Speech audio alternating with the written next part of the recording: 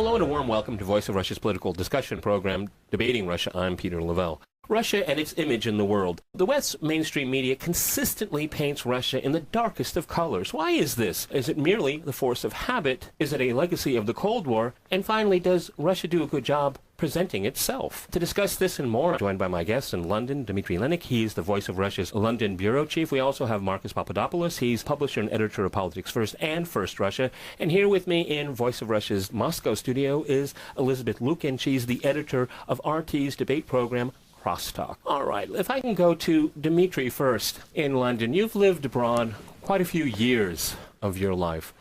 What are some of the most obvious stereotypes about Russians, and maybe when people ask you questions about where you come from and what it's like in Russia? Well, that's developed over the years, I guess. It's been getting progressively worse in the 16 years or 17 years that I've been living in the UK. It started out, well, for me, in the early 90s, I began working for the BBC, and my idea was that, it is a convergence of the two worlds, of the two medias, if you will. I used to work for the Voice of Russia before joining the BBC, so I didn't think the transition was that sort of noticeable. Similar organizations, similar ideals, if you will, similar agendas back then. It began to deteriorate slightly towards the early noughties, I guess, 2003, 4, 6, particularly with the death of Alexander Litvinenko. That was kind of a cutoff point and a complete change of tone in the media. And, of course, the bigger picture is that it was probably it marked a serious change in policies. The media reflected it's that. Interesting. Yeah. It's interesting you mentioned 2003 because that's the Yukos affair, that's when Western capital, if we can put it that way, turned on Russia or was very, very angry with Russia. Lisa, sitting with me here in the studio, you lived 6 years of your life abroad in Pakistan? But you went to an American school. So that's a very interesting experience to have. In the formative years of your life, you're living in a Muslim country, going to an American school, and you're Russian. Give us a couple of examples of what that mixture meant. Well, actually, in Pakistan, everything was rather friendly. I was small then, so I didn't really feel any political, any problems there. But basically, we traveled after Pakistan a lot with my father, and I studied in France for a while, and that was a lot later. And there we had, people came up to me and asked me very ludicrous questions. What are we made to do in Russia? Like, what is the problem in Russia? What is the problem with your country? What's the problem with human rights? That was in France. That was in France, and that was around 2005. Okay. All right. That's when things started to deteriorate. As yes, Dima really. out. And everybody was asking about Putin and what are Russian perceptions of Putin. So that was pretty harsh on me because nobody wanted to actually befriend Russians. And well, I mean, Lisa, at a young age there, we're talking about this time period. And, Hollywood had turned Russia into a gangster country. And mobsters and prostitutes. I think this is what a lot of people had then and still do. Yeah, that's true. Russian gangsters. Well, towards Russian students, it's obviously different, but we're supposed to be, freedom fighters. We're the younger generations, as pictured in the West. We are supposed to be the ones who will bring all the policies now down. We will be against Putin. We will fight him. We are supposed to be like the West. Why are we supposed to be like the West? Why are we supposed to dislike our country? Okay, that's exactly where I wanted to go. Marcus, it's one of the amazing things, particularly the United States, but in general the West over the last 2 centuries, they have to save Russia and even save Russians from themselves. Well, I think a lot of it comes down to official perceptions of Russia.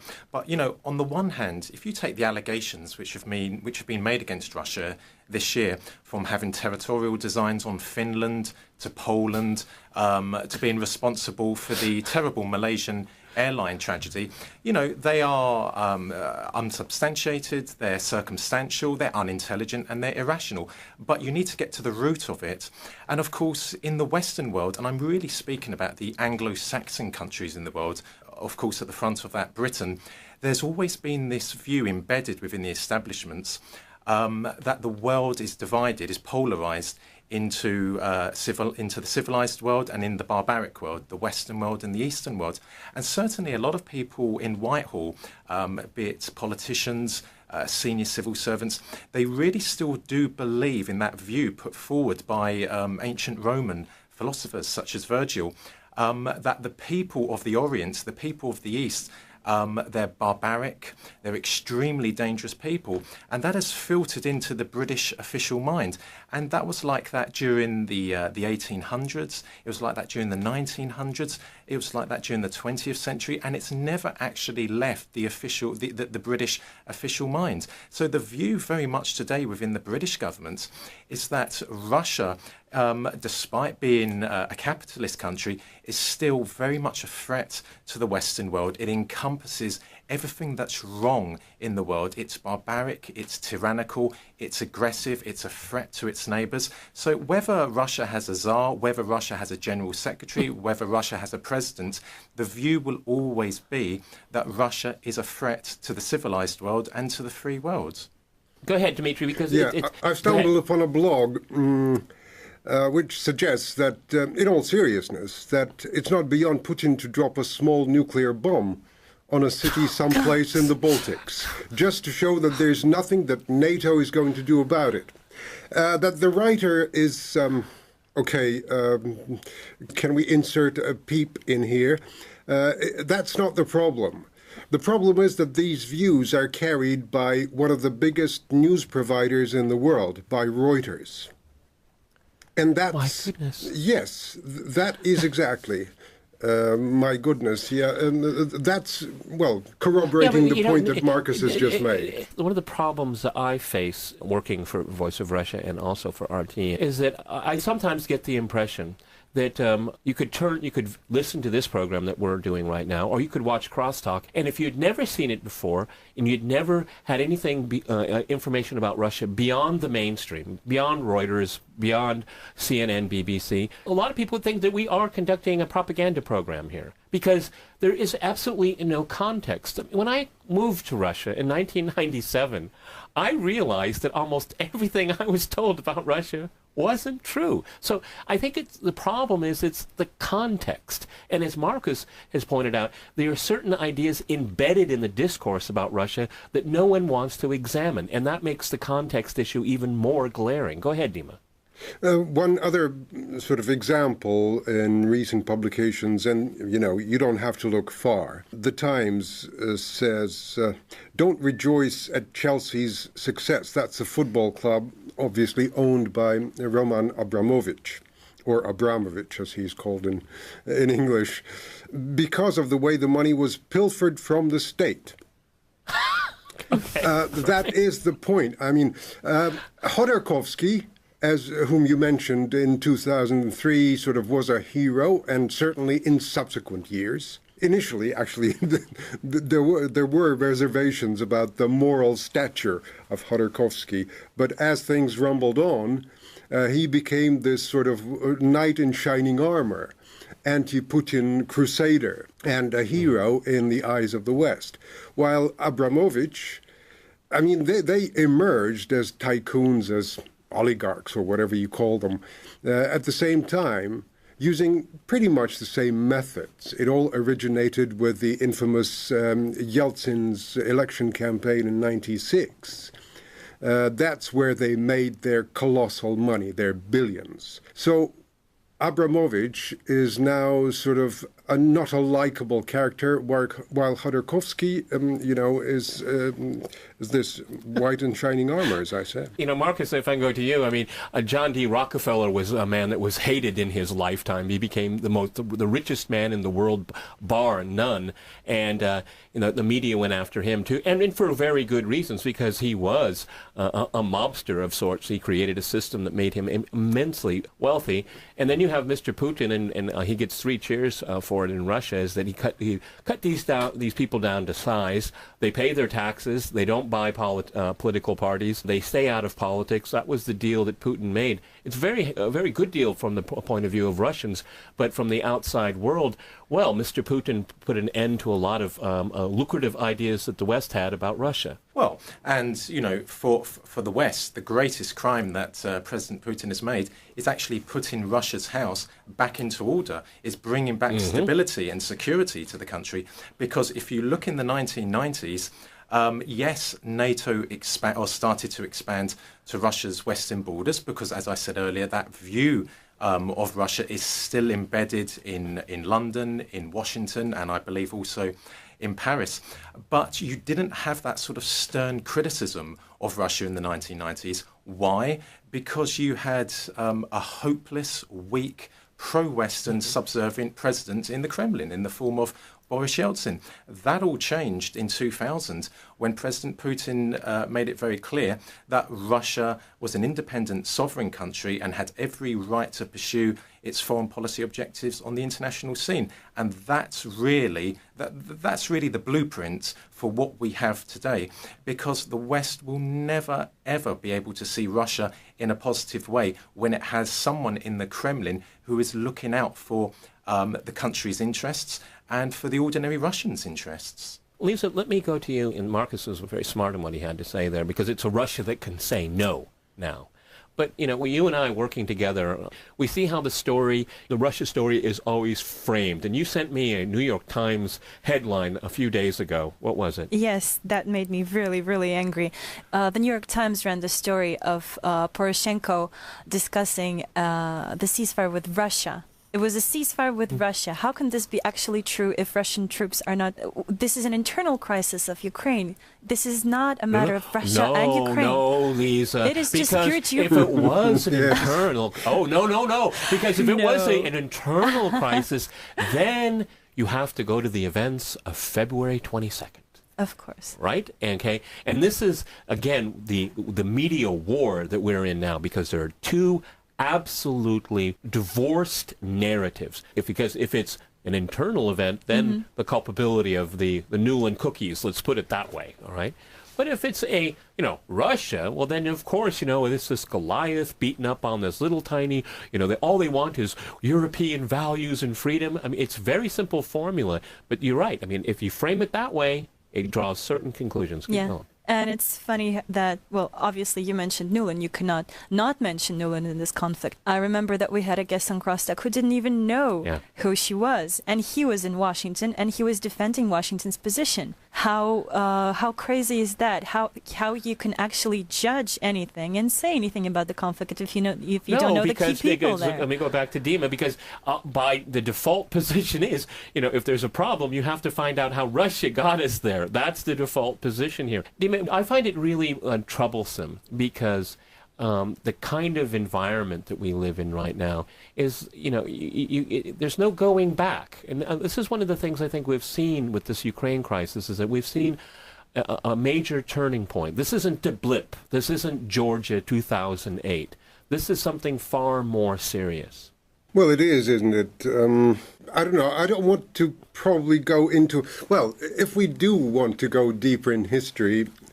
I mean, we're almost, well, kind of, historically speaking, we're almost on 200 years since the Crimea War. The British writer-historian Orlando Figes, in his brilliant book, Crimea, devotes quite a lot of attention to how the British media precipitated the war, how it actually encouraged the war. So that is a separate strain of influence that, brought the situation to where it was.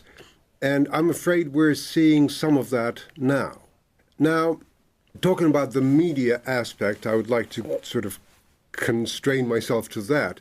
Putin and the Kremlin are accused of brainwashing their public with the help of television. I mean, to an extent, that's probably true. I mean, any television is a powerful instrument, and be it here or... It's the kind of ideas that this television seeks to instill in the public. I guess there sort of lies the crux of the matter. Increasingly in the West, people... from what I've seen, do not want to believe what they're seeing on their television. Absolutely true. In Russia, I mean, a lot of television are not influenced by a lot of people are not influenced by television. I know that for a fact. It's also true of Russia that not everybody is buying whatever the television is projecting onto them. But interestingly, the differences are, and some are very important, the range of opinions in the Russian media is probably greater than that in the West. Agree. And that is But, something that people here in the West are completely unaware of. Marcus, it's very interesting. I think it was the Washington Post about a week ago was talking about exactly what Dima was just saying there, that, Russians are exposed to this media propaganda from television and its media in general. But apparently, it's a miss of the people in Washington and in the media in general is that almost every single major article written about Russia in not only English, but in French, in German, and other languages is almost instantly translated into Russian. And so if you're saying to the people, people in Russia, you're brainwashed because if you like the current political arrangement in Russia, it's so insulting. I mean, this is the level of lack of knowledge of people have of Russia today. Absolutely, and it comes down once again to ignorance, it comes down to stereotypes, it comes down to racial prejudices. I mean, I don't want to sort of divert the conversation away, but even Winston Churchill during the Second World War, he once asked, are the Russian people actually human beings? And he equated the Russian people to the orangutan. So you can see just how embedded it really is in the West. But I think, going back to about media outlets, I think we have to be fair and clear that every media organisation in the world has an agenda, and I think that's a reasonable thing to point out. But I do believe in Britain, for example, things are changing.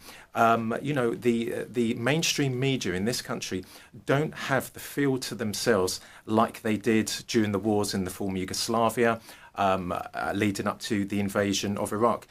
People are starting to question more and more what they hear, for example, on the BBC, what they hear on Sky News, what they read in the Times, what they read in The Guardian. And I do believe that I would say the vicious response from a lot of Western journalists towards organisations like Voice of Russia and RT, it's a reflection of how they know they don't have the feel to themselves anymore, and they are getting exposed. They're getting exposed on social media, they're getting exposed on the radio, they're getting exposed on the television. So I think their negative, vicious responses is actually a positive.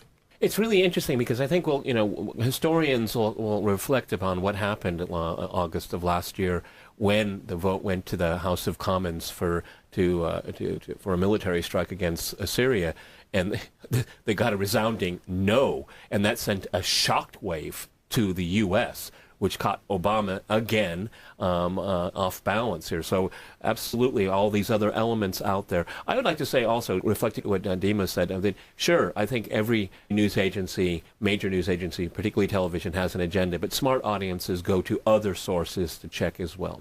Lisa, do you want to jump in? Yes, I do want to jump in. About RT, for example, where I work, it's really easy for me to say, speak for that. It is absolutely true that every single TV station, every channel, any other media in general has its own agenda, has its political line.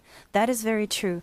But as for Crosstalk, for example, we were never actually told that we should or we must make a certain program or we must take a specific guest who will say this certain points, and Peter Lavelle must not contradict him in any way. We never had anything of the sort. Well, as editor of this program, I feel that I hope I should be trusted in this, because this is totally true. Well, let's tell our listeners here, and we have a common email group, yes, and our boss is in that group, and he sees what we're doing. If he wants to jump in and say, hey, I thought about this idea and all that, and he does give us ideas sometimes, but I've never gotten an order in all these years. Absolutely, that's true. And another thing I wanted to say is that, in the media right now, if we read an article or we hear somebody say anything nice about Russia, why is it so that in the West it is treated that this person is either paid, he's a Putin propagandist, he's the bullhorn of propaganda, or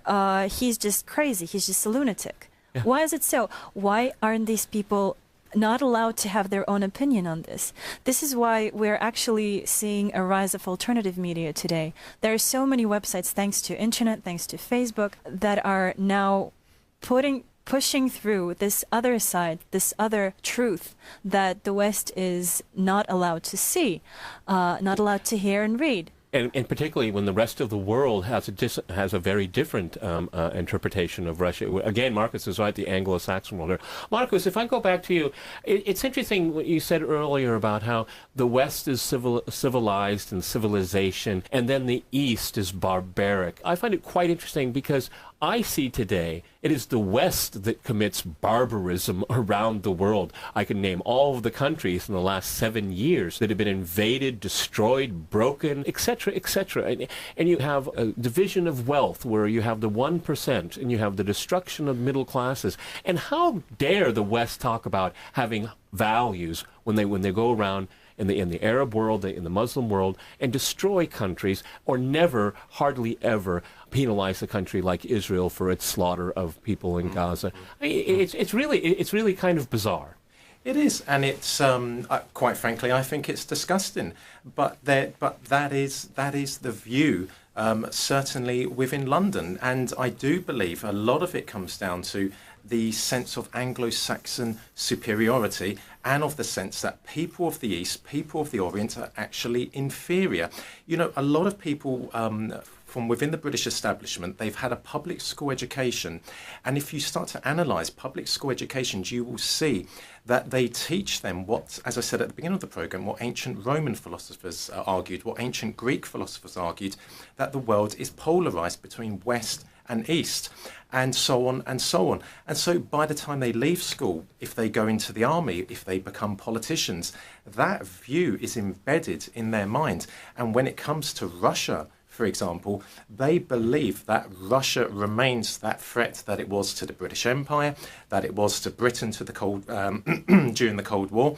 And today, certainly as a lot of people at the Houses of Parliament believe that Russia is again showing how its threatening nature towards Britain, how it talks to the Argentine government over the Falkland Islands, or the Malvinas, however you wish to term them. So once again, to them, that's more evidence. Did you see the article that if Scotland gets its independence, Russia could invade Scotland? I couldn't believe it. Yes, absolutely. But there's talk at Parliament again about Russia weighing in on the Scottish Nationalist Party's side with this. It's absolutely ridiculous. But it does fit into that picture, that view of Russia, that it is a potent threat to Britain and to the entire Western world. Yeah, I wonder how Western media and the halls of power in the West would react if a major Russian politician or Mr. Vladimir Putin himself went to Glasgow and expressed his opinion about the referendum. They would go completely nuts, wouldn't they?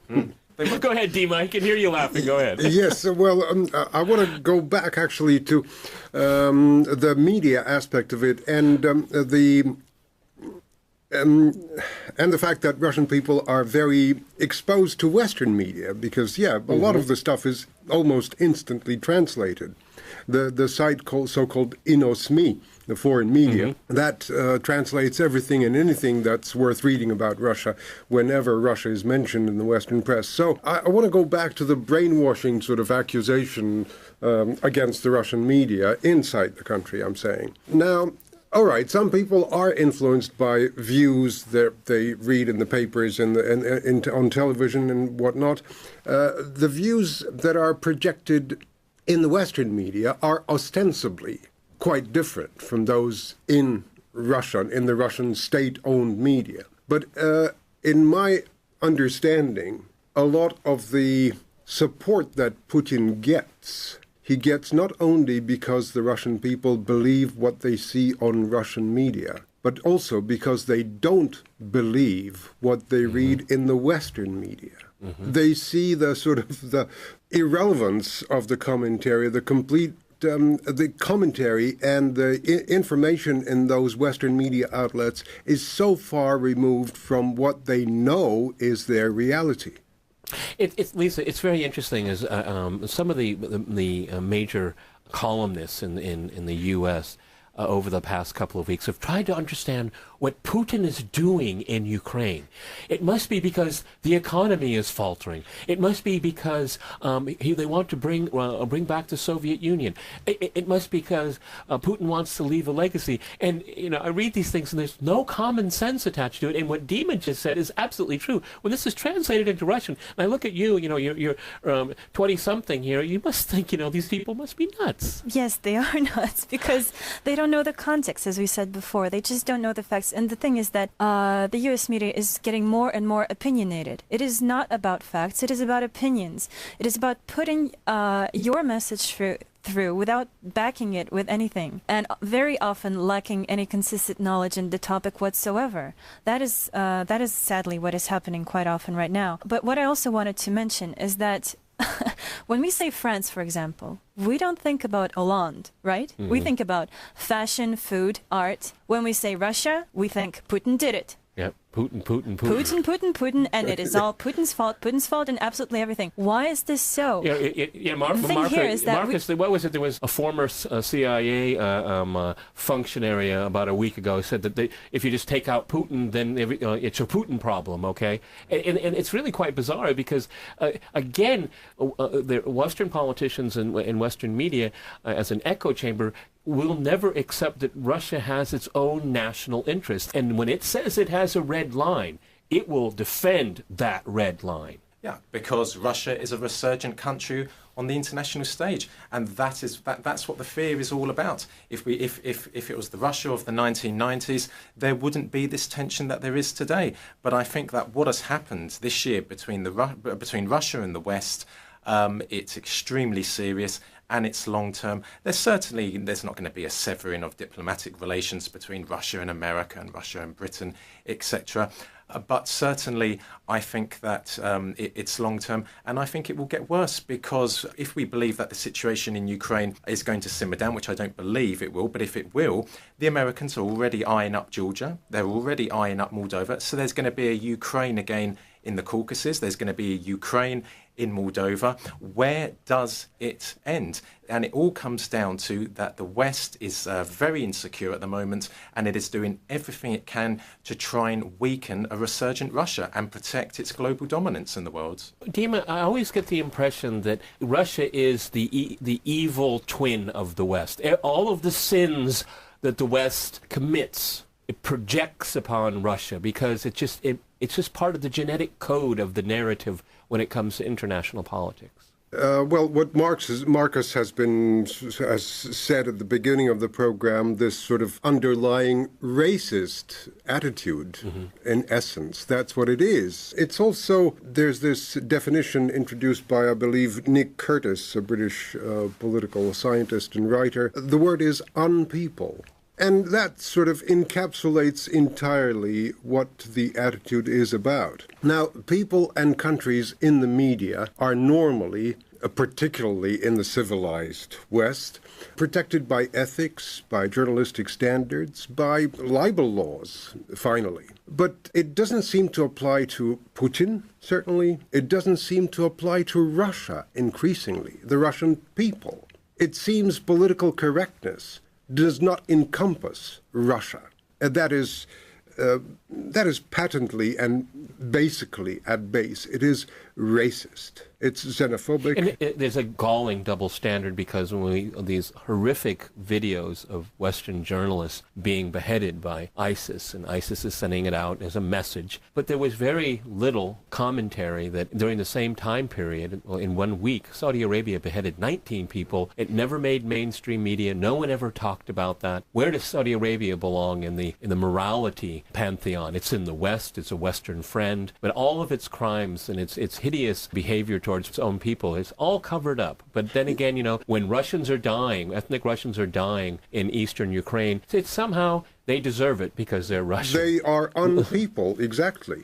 And this disparaging treatment of the Kremlin leadership or of Putin and his entourage, his government, is not confined to just this political elite. It's now increasingly, in my evidence, includes virtually all Russians. It is that. So that is fundamentally racist, colonialist, if you will. That, I think, is the essence of it all. That is the essence of the policies. And that is the essence of what the media are doing to service those policies. All right, we've run out of time. I have a fascinating discussion here. I want to thank my guests, Dmitry, Markus, and Elizabeth here sitting with me in Moscow. You've been listening to Voice of Russia's political discussion program, Debating Russia. I'm Peter Lavelle. Stay with the Voice of Russia.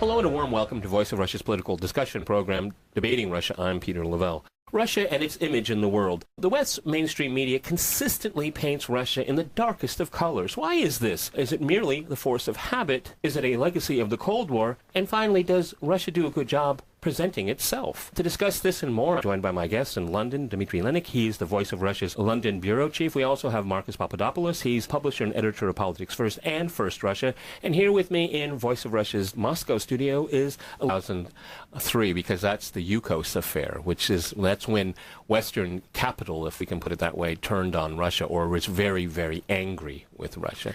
Lisa, sitting with me here in the studio, you lived 6 years of your life abroad in Pakistan? Yes, but you went to an American Pakistan. school. So Absolutely. That's a very interesting experience to have. In the formative years of your life, you're living in a Muslim country, going to an American school, and you're Russian. Give us a couple of examples of what that mixture meant. Well, actually, in Pakistan, everything was rather friendly. I was small then, so I didn't really feel any political, any problems there. But basically, we traveled after Pakistan a lot with my father, and I studied in France for a while, and that was a lot later. And there we had, people came up to me and asked me very ludicrous questions. What are we made to do in Russia? Like, what is the problem in Russia? What is the problem with your country? What's the problem with human rights? That was in France. That was in France, and that was around 2005. Okay. All right. That's when things started to deteriorate. As Yes, Dima really. out. And everybody was asking about Putin and what are Russian perceptions of Putin. So that was pretty harsh on me because nobody wanted to actually befriend Russians. And well, I mean, Lisa, at a young age there, we're talking about this time period. And, Hollywood had turned Russia into a gang. Of the two medias, if you will. I used to work for the Voice of Russia before joining the BBC. So I didn't think the transition was that sort of noticeable.